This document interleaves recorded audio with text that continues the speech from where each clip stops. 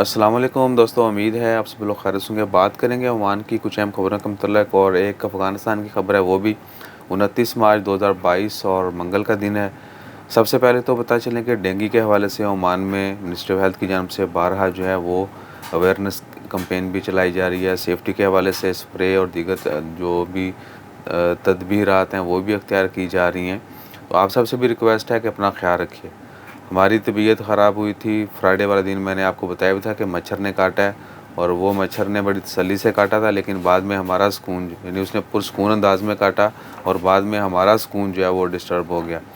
Temperature ابھی بھی ہے اور گلا بھی خراب ہو گیا ساتھ۔ تو آپ نے کیئر کرنی ہے، اسپیشلی مچھر سے، اور موسم سے جتنا بچ سکتے ہیں بچیں، اور انتہائی ٹھنڈے پانی کا استعمال مت کریں۔ ہم نے کوئی یہ نہ کہے کہ آپ نے ٹھنڈا پانی پیا گلا خراب ہوا۔ ٹھنڈا پانی نیور ایور نہیں پیتے ہم ٹھنڈا پانی۔ اور اس کے بعد ہے کرونا کے حوالے سے الحمدللہ کافی بہتری آ رہی ہے، اور صرف 69 کیس رپورٹ ہے پچھلے 24 گھنٹوں میں۔ دعا کیجیے اللہ تعالیٰ تمام مریضوں کو شفائے کاملہ عطا فرمائے، خواہ وہ کسی بھی مرض میں مبتلا ہوں۔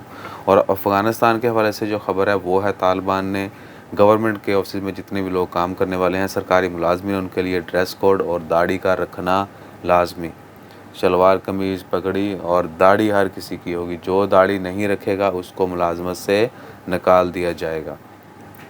دعا کیجیے کہ بہترین اسٹیٹ جو ہے وہ بنے، اور ہم سب کو بھی سنت پر عمل کرنے کی توفیق ملے۔ ہمیشہ جو ہے ایک دوسرے کے لیے دعا کیجیے، اللہ تعالیٰ ہم سب کو اپنی حفظ و ایمان میں رکھے اور قرآن اور سنت پر عمل کرنے کی توفیق عطا فرمائے۔ باقی اللہ تعالیٰ خیر رکھے، جیسے جیسے مزید اپڈیٹس آتی ہیں ویسے ویسے شیئر کرتے جائیں گے۔ دعا میں یاد رکھیے گا۔ جزاک اللہ، اللہ حافظ۔